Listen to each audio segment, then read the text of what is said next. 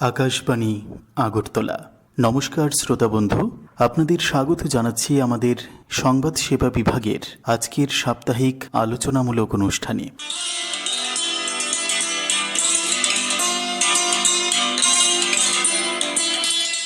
শ্রোতা বন্ধু, আমরা জানি ব্রিটিশ আমলে প্রণীত আইপিসি, সিআরপিসি এবং এভিডেন্স অ্যাক্ট এর পরিবর্তে 2023 সালে 3টি নতুন আইন সংসদে পাশ হয়েছে, যা 1 জুলাই 2024 থেকে সারা দেশে কার্যকর হচ্ছে। এটা নিঃসন্দেহে একটা যুগান্তকারী পদক্ষেপ, কারণ এই নতুন 3 আইন কার্যকর করার মধ্য দিয়ে দেশ ইংরেজ দেওয়া ঔপনিবেশিক আইনের দাসত্ব থেকে মুক্ত এবং নিজের দেশের নিজের জনগণের উপযোগী ফৌজদারি আইন বলবৎ করার দিকে এগিয়ে চলছে। এই নতুন 3টি ফৌজদারি আইন নিয়ে আজ আমরা আবারও আলোচনা করব। আমাদের সঙ্গে আজ আলোচনায় রয়েছেন জাতীয় আইন মহাবিদ্যালয় বা ন্যাশনাল ল ইউনিভার্সিটির প্রফেসর শ্রী জয়ন্ত ধর। স্যার, প্রথমেই আকাশবাণী আগরতলায় আপনাকে স্বাগত জানাচ্ছি। নমস্কার। প্রথমেই যেটা বলছিলাম, ভারতীয় ন্যায় সংহিতা 2023, ভারতীয় নাগরিক সুরক্ষা সংহিতা 2023 এবং ভারতীয় সাক্ষ্য অধিনিয়ম 2023 আইনগুলো 1 জুলাই থেকে সারা দেশে চালু হয়েছে। তো এই নিয়ে আলোচনা করব। নতুন এই আইনগুলির বিশেষ কয়েকটা দিক রয়েছে, বিভিন্ন গুরুত্ব রয়েছে, তো সেই বিষয়টা দিয়ে যদি আপনি আলোচনাটা শুরু করেন। আমাদের 3টা নতুন ক্রিমিনাল ল রেজিম যেটা আমাদের 1 এপ্রিল থেকে শুরু হয়েছে, সেটা সম্বন্ধে যদি আমরা একটু ইন্ট্রোস্পেক্ট করি বা যদি আমরা একটু দেখার চেষ্টা করি যে আমরা ঠিক কি পাচ্ছি, তাহলে এখানের মধ্যে আমরা দেখছি যে 2টা মতামত আছে যেগুলি অনেকটাই প্রফাউন্ড। একটা হচ্ছে গিয়ে যে কলোনিয়াল পিরিয়ডে যে লটা আছে সেটাকে আমরা রিপ্লেস করছি আমরা নতুন একটা ল দিয়ে বা নতুন একটা ক্রিমিনাল ল রিজিম দিয়ে। তার মানে কি তাহলে আমরা সত্যি সম্পূর্ণভাবে নতুন কিছু আনছি? আর তাছাড়া যদি সেটা না হয়ে থাকে তাহলে আমরা কি শুধু কসমেটিক কিছু একটা করছি, যেখানে আমরা শুধু ভারতীয় বা ভারতীয়ন যেটা সেটা করার চেষ্টা করছি, নাকি আমরা কিছু আনছি? এখন এগুলো এই 2টা প্রপোজিশন আছে, সেগুলো নিয়ে আমরা দেখছি যে অনেক সময় অপোজিশন হচ্ছে, অনেক সময় এটাকে প্রমোট করা হচ্ছে।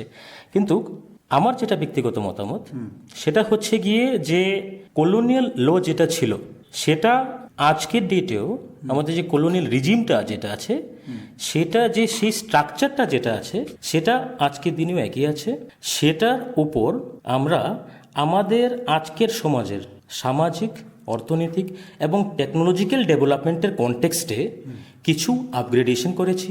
এবার যে আপগ্রেডেশনগুলো করেছি সেগুলো সিদ্ধান্তমূলকও আছে, তার মানে কিছু সিদ্ধান্ত আমরা যোগ করেছি।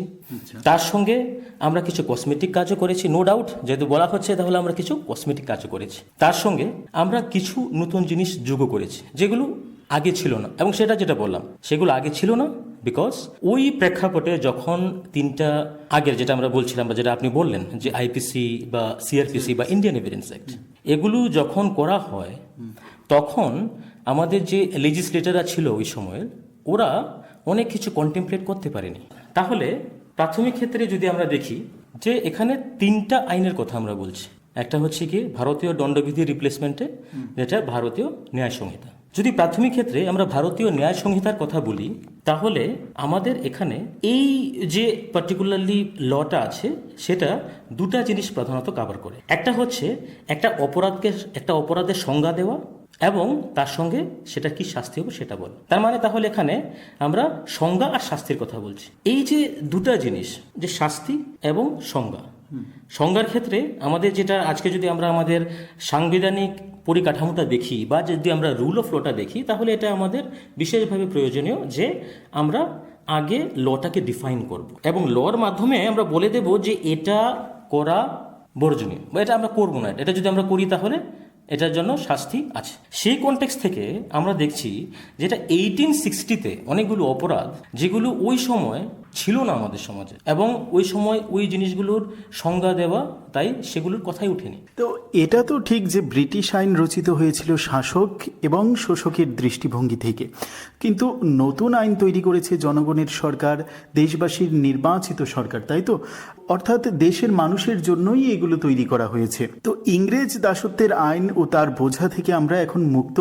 এবার ন্যায় বিচার দেওয়ার ক্ষেত্রে আমরা রূপান্তরের দিকে এগিয়ে চলবো, তাই কি?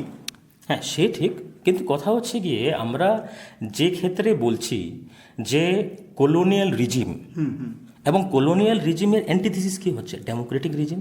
সেখানে যদি আমরা ওইভাবে যদি দেখি, তাহলে আমি আবার একটাই জিনিস আমার প্রেক্ষাপট থেকে, হয়তো বা আমার সীমিত নলেজ থেকে আমি যেটা বলতে পারি, সেটা হচ্ছে গিয়ে এখানে যেরকম ধরুন একটা প্রভিশন আছে যেটা অনেক কন্ট্রোভার্সিয়াল হয়েছিল, যেটা হচ্ছে গিয়ে সেডিশন 124A আর হচ্ছে 152 যেটা বিএনএসে আছে।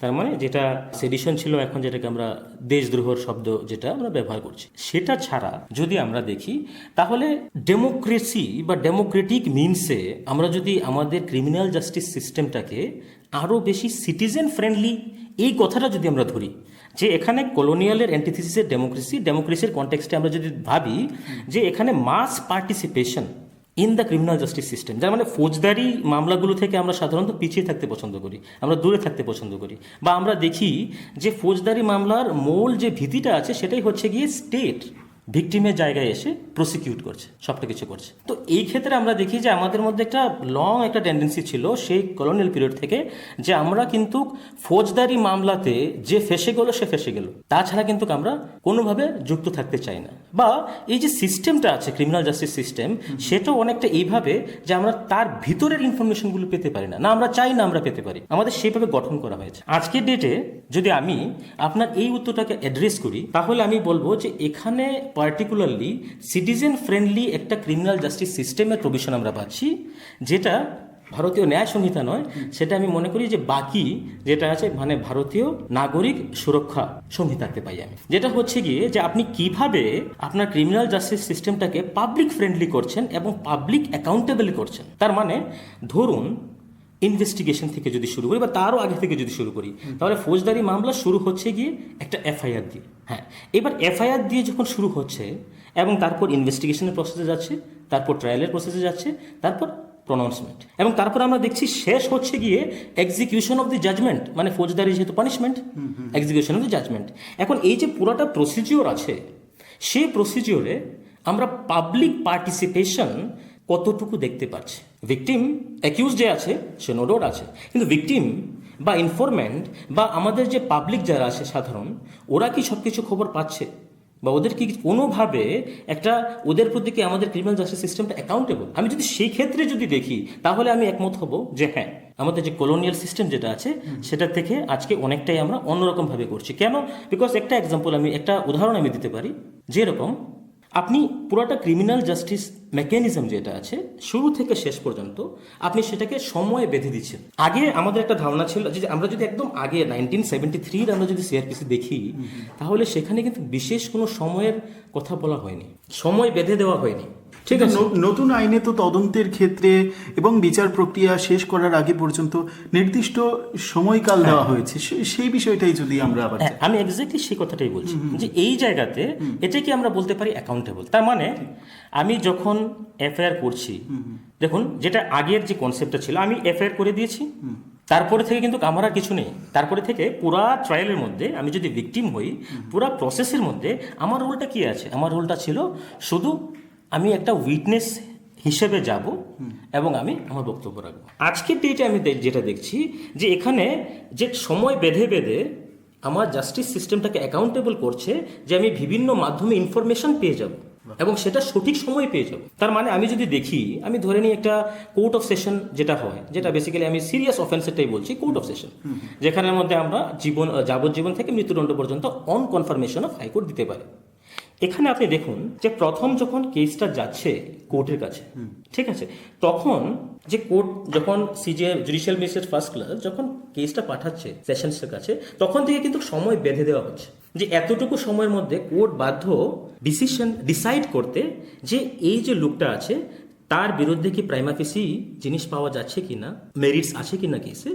যদি না থাকে তাহলে সে 60 দিনের মধ্যে অ্যাপ্লাই করতে পারে যে আমাকে ডিসচার্জ করে দেওয়া হোক। তার মানে তাকে ঘানি টানতে হচ্ছে না, তার মানে তাকে আন্ডার ট্রায়াল হিসেবে যেতে হচ্ছে না, অনেকগুলো ব্যাপার আছে। অন দ্য কন্ট্রারি, যদি চার্জ হয় তাহলে আবার 60 দিনের মধ্যে আপনার চার্জ ফ্রেম করতে হবে। মানে এক কথায় আমরা বলতে পারি জনগণ ন্যায় বিচার পেতে আর দৌড়ঝাঁপ খুব একটা করতে লাগবে না, সঠিক সময়ে সময়ে সবটাই সঠিক সময়ে সবকিছু হওয়া, সেটাই বড় কথা। শুধু তাই না, একটা জিনিস আমি যেটা তার আগে যেটা ছিল ইনভেস্টিগেশন, যদি আমি ইনভেস্টিগেশনের কথা দেখি, জিনিসটা যদি দেখি, তাহলে দেখুন ইনভেস্টিগেশনেও বলা হচ্ছে গিয়ে যে আগে যেরকম ছিল, যখন আমি যদি দেখি আমাদের লাস্ট রিজিম যেটা ছিল, সেখানে কি ছিল যে জিনিসগুলো কি করে চলতো, যে আগে আমাদের একটা স্ট্যাটিউটারি ল আছে, যেটা লিপিবদ্ধ আইন আছে, আমার পুরো স্টেট মেশিনারি চলছে গিয়ে সেই লিপিবদ্ধ আইনে, এবং তার উপর আমার অ্যাপেক্স কোর্ট, সুপ্রিম কোর্ট যে আছে, সে কিছু কেস ল দিচ্ছে। তো এই যে আমার আগের যে প্রাক্তন আইনটা যেটা ছিল, সেখানে যেখানে পোরগুলো ছিল, পোরাস ছিল, সেখানে কিন্তু সাপ্লিমেন্ট করছিল জাজমেন্ট। এবং আনফর্চুনেটলি দেখা যাচ্ছে গিয়ে আমরা যারা উকিল সমাজ বা যারা আমরা মোটামুটি আইন নিয়ে আমরা কাজ করছি, আমরা ওয়াকিবহাল, কিন্তু আমরা কি আশা করতে পারি যে সাধারণ মানুষ যারা আছে তারা লিপিবদ্ধ আইনটাকে পড়ে তার উপর তারা সুপ্রিম কোর্টের জাজমেন্টগুলোকে বিচার করবে? Is it possible? পসিবল না। তদ্রূপ আমাদের যে ইনস্টিটিউশনগুলো আছে, ইনভেস্টিগেটিং ইনস্টিটিউশনগুলো আছে, তারাও কি ততটা জানতে পারে? সবসময় নাই পারে। তাহলে সেক্ষেত্রে দেখুন এই যে জিনিসগুলো, এই জিনিসগুলো আজকের দিনে লিপিবদ্ধ হয়ে গেছে।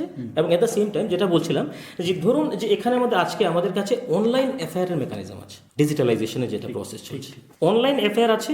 আচ্ছা, অনলাইন এফআইআর আছে তার মানে কি? তার মানে আপনার কাছে অনলাইন পোর্টাল আছে, তার মানে আপনার কাছে অনলাইন ইনফ্রাস্ট্রাকচার আছে। তাহলে আপনি যেটা আমাদের আগে রিজার্ভ ছিল যে আপনি কিছু প্রাইস দিতে হবে যদি আপনি একটা কমপ্লেন রেজিস্টার করতে যান, তার মানে আপনার অফিস কামাই করতে হবে বা আপনার কিছু রিস্ক নিতে হবে। অনেকেই হয়তো বা গিয়ে দেখবে যে থানার মধ্যে আমাদের যে অফিসার বা আইও যে আছে, আমরা যা জানি সেটা আমি নিন্দা করছি না, মোটেই নিন্দা করছি না। আমি যেটা গিয়ে দেখেছি যে প্রায় সময় দেখছি যে আমাদের থানায় ওয়ার্কিং হ্যান্ড কম আছে এবং তাদের অনেক কাজ, যার কারণে দেখবেন আপনি সকালে গেছেন এবং বিকাল পর্যন্ত বসে আছেন। আমি এটা বলছি না যে ওরা নিচ্ছে না এফআইআর, ওরা কমপ্লেন নিচ্ছে না, সেটা আমি বলছি না। আমি জাস্ট তার থেকে একটা লাইভ একটা এক্সাম্পল আপনাকে দিচ্ছি যে আপনাকে অনেক দীর্ঘ সময় এখানে বসে থাকতে হবে। আরো অনেক কিছু আছে, বা জনগণ হয়তো বা অনেক কাজ ফেলে সেটা গিয়ে করতে লাগছে। এক্স্যাক্টলি, ঠিক আছে। এবং তারপর সেটা কি হচ্ছে সেটা আর আপনি জানেন না, আপনি ওয়াকিবহাল না। আপনি কখন জানছেন? যখন কোর্টে কেস গেছে, তারপর পুরো ইনভেস্টিগেশন হলো, তারপর যখন কোর্টে কেস উঠলো, যখন কোর্ট যখন কগনিজেন্স নিল, তারপর আপনি জানছেন। এখন কিন্তু কিরকম নয়, এখন আপনার কাছে পোর্টাল আছে। তার মানে কি? পোর্টাল আছে তার মানে হচ্ছে গিয়ে যে আপনার জন্য রেজিস্টার করাটা খুব সহজ হয়ে যাচ্ছে। তার মানে মাস পার্টিসিপেশনটা আমি এনশিওর করছি। পোর্টাল আছে, পোর্টালের মধ্যে আপনি ইনফরমেশন আপনাকে দেওয়া হচ্ছে। ইনফরমেশনটা যেটা দেওয়া হচ্ছে সেটা ইনভেস্টিগেশন এজেন্সিকেও বাধ্য করা হচ্ছে যে আমরা পোর্টাল তৈরি করবো যেখানের মধ্যে সম্পূর্ণ ইনফরমেশন থাকবে। তারপরে আপনার ইনভেস্টিগেশনের পর ইনকোয়ারি ফলোড বাই ট্রায়াল। ট্রায়ালের মধ্যে আমরা দেখছি গিয়ে, এবং যেটা দেখছি সেটা হচ্ছে গিয়ে, জাস্ট আমি বলছি যে আমাদের ই কোর্ট প্রসেস, একটা ই কোর্ট প্রজেক্ট চলছে, যেটা বেসিক্যালি আপনার ডিপার্টমেন্ট অফ জাস্টিস থেকে আজকে 2015 অনওয়ার্ডই চলছে। অ্যান্ড ইট ইজ রিভ্যাম্প, এটা খুব রিভ্যাম্প করছে, রোবাস্ট ওয়েতে রিভ্যাম্প করছে। তো এখানে as a process of the E governance, মানে ই গভর্নেন্সের প্রসেসের একটা অংশ হিসেবেই পুরো জুডিশিয়াল সিস্টেমটাকেও কিন্তু আপনার ডিজিটালাইজ করা হচ্ছে, যেখানের মধ্যে সব কোর্টের আপডেটগুলো ধীরে ধীরে কিন্তু আমরা অনলাইন পেয়ে যাব। তাহলে ইনভেস্টিগেশন থেকে আমি শুরু করছি, এবং এখন দেখছি গিয়ে যখন আমাদের বিএনএস এখন আজকে আছে, তখন কিন্তু আমাদের যে ওই প্রজেক্টটা ছিল, যেটা ডিজিটালাইজেশন অফ ইন্ডিয়ান জুডিশিয়ারি, সেটা কিন্তু আরও বেশি রিভ্যাম্প হয়ে যাচ্ছে। কেন? এখন সেটা লাইফ ফোর্সটা পাচ্ছে, এখন সেটা আইনত স্বীকৃতিটা পাচ্ছে। এখন কিন্তু আর সেটা একটা সুইট ভলিউশন না, বা সেটা একটা ফ্যাশন বা ট্রেন্ড নয়। এখন কিন্তু সেই যে আমাদের কাছে যে ইনফ্রাস্ট্রাকচারটা তৈরি করা হচ্ছে, সেটার সঙ্গে কিন্তু মিলিয়ে আমাদের বাধ্য এগুলো করতে। তাহলে এখানে যেটা আমরা দেখছি বেসিক্যালি, যেটা আপনি বলেছিলেন, যে আমরা কিন্তু অ্যাকাউন্টেবিলিটি যেটা আছে, বা পার্টিসিপেশন যেটা আছে, বা ওয়েল ইনফর্ম যেটা আছে, এই জিনিসগুলো কিন্তু আমরা পাচ্ছি। এই জিনিসগুলো হচ্ছে গিয়ে যে সবচেয়ে সুন্দর জিনিস জুডিশিয়ারি। কারণ জুডিশিয়ারি মানে তো এরকম না যে সেটা ইন্ডিপেন্ডেন্ট জুডিশিয়ারি মানে আমি এটাকে অটোক্রেট বলে দিচ্ছি, না। ইন্ডিপেন্ডেন্ট জুডিশিয়ারি মানে এটাও হয় যে সে অ্যাকাউন্টেবল থাকবে। জুডিশিয়াল প্রসেসটা ইনভেস্টিগেশন থেকে শুরু করে শাস্তি দেওয়া পর্যন্ত, এটা বেসিক্যালি আমরা ভারতীয় নাগরিক সুরক্ষা সংহিতাতে বলছি। আবার সেটা তদ্রূপ আমরা পাচ্ছি গিয়ে ভারতীয়, যেটা আমরা ইন্ডিয়ান এভিডেন্স অ্যাক্টের যেটা এলো, ভারতীয় স্বাক্ষর অধিনিয়ম যেটা আছে, এখানের মধ্যে আমরা দেখছি গিয়ে এখন প্রভিশনগুলো এরকমভাবে করা হচ্ছে যে এখানের মধ্যে ইলেকট্রনিক রেকর্ডিং এর সিস্টেমটা যেটা আছে, এটাকে সম্পূর্ণভাবে কিন্তু রিভ্যাম্প করার চেষ্টা করা, যেটা video recording, video and audio recording যেটা হয় পার্টিকুলারলি। এবং এট দ্য সেম টাইম এই যে জিনিসগুলো আছে সেগুলোকে অনেক ফ্লুইড করে দেওয়া হচ্ছে। কারণ সাক্ষ্য গ্রহণের সময় আপনার দেখুন কিছু জিনিস এরকম, যেরকম ই কোর্টের যে প্রসেসটা আমি বললাম, তাছাড়াও যদি সাক্ষ্য গ্রহণের কথাটা যেটা আপনি বলছেন, একদম প্রকিউরমেন্ট অফ এভিডেন্স থেকে শুরু করে, দেখুন প্রবলেমটা কি হচ্ছে, যে আমি একটা এভিডেন্স নিলাম, একটা পিস অফ এভিডেন্স নিলাম, কিন্তু আমি সেই পিস অফ এভিডেন্সটা যেটা নিলাম সেটা কি কোর্টে মান্য হবে? সেটার অ্যাডমিসিবিলিটি কি হবে? তো সেটা আমার কোথায় দেখতে হবে? সেটা আমার দেখতে হবে ইন্ডিয়ান এভিডেন্স অ্যাক্টে। যেটা আমি এখন যেটা বললাম ভারতীয় স্বাক্ষর অধিনিয়ম। তো ভারতীয় স্বাক্ষর অধিনিয়ম যদি আমার কোর্টকে অ্যালাউ করে, পারমিট করে, তখনই কিন্তু কোর্ট যে কোনো একটা ম্যাটেরিয়ালকে বা যে কোনো একটা পিস অফ ইনফরমেশনকে কিন্তু স্বাক্ষর হিসেবে নিতে পারবে, নয়তো নিতে পারবে না, গ্রহণযোগ্য না। সেটাকে আমি বলছি অ্যাডমিসিবিলিটি অফ এভিডেন্স। এখন অ্যাডমিসিবিলিটি অফ এভিডেন্সের ক্ষেত্রে যদি আমি দেখি ইন্ডিয়ান এভিডেন্স অ্যাক্ট, সেটা আমি যেটা বলেছিলাম যে কসমেটিক চেঞ্জ হয়েছে নাকি সিদ্ধান্তে চেঞ্জ হয়েছে, সেটা হচ্ছে কথা। আমি দেখছি সিদ্ধান্তে চেঞ্জ হয়েছে এবং আরও বেশি অ্যাকাউন্টেবল করা হয়েছে। সিদ্ধান্তে কীভাবে চেঞ্জ হয়েছে? যেরকম ধরুন যে এখানে প্রত্যেকটা প্রভিশন, হয়তো বা অনেক বেশি নতুন প্রভিশন আনা হয়নি, কিন্তু প্রত্যেকটা প্রভিশনে কি করা হচ্ছে, যেটা ম্যানুয়াল ডকুমেন্টেশন বা ম্যানুয়াল প্রকিউরমেন্ট অফ এভিডেন্স, এটার সঙ্গে কিন্তু বারবার এটা বলা হচ্ছে গিয়ে যে ইলেকট্রনিক ভার্সনটাকে আমি মেনে নিচ্ছি, ইলেকট্রনিক ভার্সনটাকে আমি গ্রাহ্য করছি, গ্রহণযোগ্য করে দিচ্ছি। কে বলছে? ইন্ডিয়ান, আমাদের যে ভারতীয় স্বাক্ষর অধিনিয়ম। এই যে ভারতীয় স্বাক্ষর অধিনিয়ম আজকে যে আমাদের এই যে জিনিসটা বলছে যে আমি গ্রহণ করে নিচ্ছি, এই যে কথাটা, সেটার মূল্যটা আমি যদি বুঝতে চাই, তাহলে কিন্তু আমাকে যেতে হবে যে আমাদের আইটি লজ যেগুলো ডেভেলপড হয়েছে এতদিন পর্যন্ত, আমাদের যে আইটি লজগুলো যেগুলো ডেভেলপড হয়েছে, যেটা আমি প্রাথমিক ক্ষেত্রে যেটা প্রথমেই বলেছিলাম যে ডেভেলপমেন্টটা হচ্ছে গিয়ে আমার সামাজিক, অর্থনৈতিক এবং টেকনোলজিক্যাল ডেভেলপমেন্টের পরিকাঠামোর ভিত্তিতে। তাহলে দেখুন আজকের ডেটে কিন্তু আপনি আইটি অ্যাক্টকে একটা নতুন পরিভাষা দিতে পারছেন। আইটি অ্যাক্টে কিন্তু অনেক কিছু ছিল, আমি একটা এক্সাম্পল আপনাকে দিচ্ছি। আইটি অ্যাক্টে আছে ইলেকট্রনিক সিগনেচার বা ডিজিটাল সিগনেচার, ঠিক আছে? আর বাকিটা আমরা জানি যে কোর্টের মধ্যে যেটা আমাদেরকে দিতে হবে সেটা হচ্ছে কি থাম্ব ইমপ্রেশন বা সই। এখন কথা হচ্ছে গিয়ে প্রভিশনটা তো আমার কাছে আছে আগে থেকে, আইটি অ্যাক্টে 2000 থেকে আছে, কিন্তু কথা হচ্ছে গিয়ে সেটা কি করে কোর্টে গ্রহণযোগ্য হবে? তাহলে আমার যে পুরোটা মেকানিজম আছে, সে আপনি বলুন আমাদের ইনফ্রাস্ট্রাকচার অফ ই কোর্ট, বা আপনি আমাদের বলুন যে আমাদের যে আরও অনেক গ্র্যান্ড যেগুলো ফেসিলিটিগুলো আছে, সেগুলোর কিন্তু একটা চাবিকাঠি হচ্ছে গিয়ে আমাদের এই যে নিউ ক্রিমিনাল ল রেজিম। এই আইনগুলো থেকে সবচেয়ে বেশি যেটা আলোচনা হচ্ছে জিরো এফআইআর। এই জিরো এফআইআর বিষয়টা যদি আপনি জনগণের সামনে বিষয় ব্যাখ্যা দিয়ে বলেন। হ্যাঁ, জিরো এফআইআর জিনিসটা যেটা আছে সেটা খুবই ইম্পর্টেন্ট। দেখুন আমাদের লর ফিল্ডেই বলি বা অন্যান্য দুইটা উইং অফ দি গভর্নমেন্টের ফিল্ডেই বলি, জুডিশিয়ারি বা অন্যান্য দুইটা, সবখানেই কিন্তু ফর প্রপার অ্যাডমিনিস্ট্রেশন আমরা কি বলি? আমরা বলি যে অ্যাডমিনিস্ট্রেশন অফ জাস্টিস, বিচার পরিধি যেটা হয় বা বিচার প্রণালী যেটা হয় সেটার অ্যাডমিনিস্ট্রেশনটা, ঠিক আছে? তো সবখানে আমরা যেটা দেখছি যে এখানে আপনার কিন্তু জুরিসডিকশন এস্টাবলিশ করা হয়। আচ্ছা, জুরিসডিকশন কেন এস্টাবলিশ করা হয়? কারণ যে কোনো একটা অথরিটি সে যদি কাজ করতে হয় এবং সে যদি তার জায়গাতে কাজ করতে হয় অন্য কোনো অথরিটির সঙ্গে কোলাইড না করে, তাহলে তো তাকে জুরিসডিকশন থাকতে হবে, ডিফাইন করতে হবে। পুরাটা একদম সংবিধানের সর্বোচ্চ থেকে একদম আমাদের লাস্ট ইউনিট অফ অ্যাডমিনিস্ট্রেশনে কিন্তু সেইভাবেই হয় এবং জুরিসডিকশন মার্ক করা হয়, ঠিক আছে? কিন্তু কথা হচ্ছে গিয়ে প্রবলেম যেটা ছিল যে দেখুন ইনভেস্টিগেশন, আমি যদি একটা খুব সহজ এক্সাম্পল নিই, তাহলে আমি যে লোকালিটিতে আছি সেই লোকালিটিতে কিন্তু একটা থানা আছে, সেই থানা কিন্তু কখনোই অন্য থানার এরিয়া থেকে কিছু করতে পারবে না। তো এখন কথা হচ্ছে গিয়ে প্রবলেমটা হচ্ছে গিয়ে যে আমাদের সিআরপিসি, আমাদের যেটা আগে যেটা ছিল সিআরপিসি, আমরা সেটা যদি ভালো করে দেখি, সিআরপিসিতে কিন্তু আপনার ইনভেস্টিগেশনের ক্ষেত্রে জুরিসডিকশনের ট্রান্সফারের কথা বলেনি। তার মানে হয়তো আপনি বলতে পারেন যে না স্যার, এটা তো তাহলে এরকম হতে পারে যে স্টেট ইনভেস্টিগেটিং এজেন্সি থেকে আমি সিআইডির কাছে দিলাম বা সিবিআইয়ের কাছে দিলাম, সেটা অন্য জিনিস। আমি বলছি একটা স্টেশন থেকে আরেকটা স্টেশনে ট্রান্সফার যেটা, সেটা কিন্তু আমাদের জন্য খুব একটা নর্মাল জিনিস ছিল না আগে। অফকোর্স জাজমেন্টের মাধ্যমে এসেছে, যেটা আমি প্রথম বলেছিলাম, জাজমেন্টের মাধ্যমে সুপ্রিম কোর্টের একটা ছিল, কিন্তু যে প্রপার স্ক্রিপ্টেড লর মধ্যে কিন্তু কখনো সেটা ছিল না। কিন্তু অন দ্য কন্ট্রারি ইন্টারেস্টিং জিনিস হচ্ছে গিয়ে আপনি কিন্তু পাবেন ট্রান্সফার অফ কেসেস, আপনি ট্রান্সফার অফ কেসেস পাবেন, যেখানে জুডিশিয়ারি যদি চায় তাহলে একটা হাইয়ার কোর্ট একটা লোয়ার কোর্টের কাছে যে কেসটা আছে সেটাকে অন্য একটা কোর্টের কাছে ট্রান্সফার করতে পারে, ঠিক আছে? বা সে নিজের কাছে কেসটা নিয়ে আনতে পারে, বা লোয়ার কোর্ট রেফার করতে পারে, যেটা আমরা রেফারেন্স বলি। তো অনেকগুলো জিনিস আছে যেগুলো মোবিলিটি বা ফ্লুইডিটি আছে, কিন্তু এই জিনিসটা কিন্তু আমরা ইনভেস্টিগেটিং এর ক্ষেত্রে পাচ্ছিলাম না। হয়তো বা এটার কারণ হচ্ছে আমরা sanctity of the investigation maintain করতে চাইছি, কিন্তু প্রবলেমটা হচ্ছে গিয়ে যে তখন কি হচ্ছে যে জুরিসডিকশন, যে আমি আপনার এরিয়াতে যাব না, সেটা তো ভালো কথা, ঠিক আছে? কিন্তু কথা হচ্ছে গিয়ে যেরকম কখনই এরকম হচ্ছে গিয়ে যে আমার বাসা এখানে, আমি অন্যত্র কোথাও ঘুরতে গিয়েছি, সেখানে একটা অপরাধ হচ্ছে, বা আমি এখানে এফআইআর রেজিস্টার করতে পারছি না, অন্য কোথাও গিয়ে আমি এফআইআর রেজিস্টার করতে চাইছি। তো অন্য জায়গা যেখানে আছে তারা বলবে কি আমার জুরিসডিকশনে কি আছে? আমার জুরিডিকশনে পড়ছে না। যেরকম আমি ধরুন আমার এরিয়াতে একটা ঘটনা ঘটে, আমি আমার এরিয়াতে কোনোভাবেই এফআইআরটা রেজিস্টার করাতে পারছি না, বা আমি ঘটনার পর সেখান থেকে আমি চলে যাচ্ছি। তো আমি সেখান থেকে চলে গেলে আমি অন্য কোনো থানায় কি সেই এফআইআরটা রেজিস্টার করাতে পারবো? তাহলে তারা কি বলবে? তারা বলবে যে না, আমি এই যে কমপ্লেইনটা সেটা নিতে পারছি না, কারণ ধরুন সেটা একটা এফআইআর পর্যায়ে কমপ্লেইন। তাহলে সে যদি সেই এফআইআরটা নেয় অ্যাজ পার সিআরপিসি, তাকে অ্যাক্টিভলি এটাকে কাজ করতে হবে সেটাতে। এখন সে কি করে কাজ করবে? সে তো আমার ওই অন্য এরিয়াতে ঢুকতেই পারবে না। একজন আইও সে আপনার কমপ্লেন নিল, এফআইআর নিল, এবং যখন এফআইআর নিচ্ছে তার মানে কি? তার মানে এটা ডিসক্লোজ করছে একটা গ্রিভিয়াস অফেন্স, মারাত্মক একটা অফেন্স, কারণ সেটাকে আমি বলছি ধর্তব্য অপরাধ। তাহলে সেক্ষেত্রে তাকে তো অ্যাক্টিভলি এটাকে করতে হবে, এক্সিকিউট করতে হবে। সে কি করে এক্সিকিউট করবে? কারণ তার এরিয়াতে পড়ছে না। তো বেসিক্যালি সে তখন কি বলবে? যে না, এটা আমার এরিয়াতে পড়ছে না, আমার আওতার বাইরে এটা, তাহলে আমি সেটা কেন নেব? এখন এরকমও হতে পারে যে মাঝে মধ্যে ভিকটিম কনফিউজড বা মাঝে মধ্যে থানা কনফিউজড।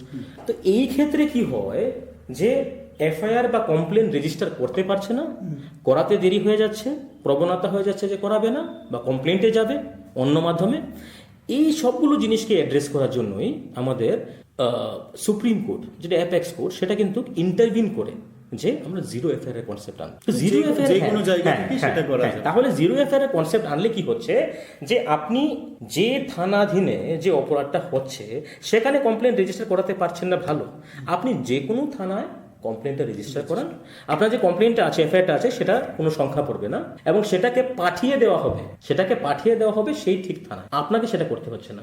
এখন এটা আমি আবার বলছি, এটা কিন্তু আমি আবার বলে দিচ্ছি, এটা কিন্তু এরকম নয় যে এটা আমাদের কি বলে এটাকে, আমাদের পুরা ক্রিমিনাল জাস্টিস সিস্টেমে নতুন, ইনভেস্টিগেশনের ক্ষেত্রে নতুন। তো আরও একটা বিষয় বলা হয় যে এই নতুন 3 আইনগুলোর মুখ্য দিক হলো শাস্তি বিধান নয়, ন্যায় বিচার পাওয়া নিশ্চিত করা। তো এই বিষয়টাই যদি আপনি বলেন যে শাস্তি বিধান নয়, ন্যায় বিচার পাওয়া নিশ্চিত করা, সেটা মুখ্য উদ্দেশ্য হিসেবে নিয়ে কাজ চলছে। হ্যাঁ, সেটা আমাদের, আমি যেটা বলেছিলাম, আমাদের যে ভারতীয় ন্যায় সংহিতা, সেটার একটা অংশ বা সেটা একটা পার্ট হচ্ছে গিয়ে যে শাস্তি যেটা আছে, যে আপনি অপরাধ, মানে একজন লোক অপরাধ করলে তার কি শাস্তি হবে। দেখুন, আমরা যদি একদম মূল সিদ্ধান্তে যাই, তাহলে অপরাধ যে কনসেপ্টটা ছিল, যে আমি একজনকে অপরাধ দিচ্ছি, ঠিক আছে, সেটার একটা উদ্দেশ্য ছিল।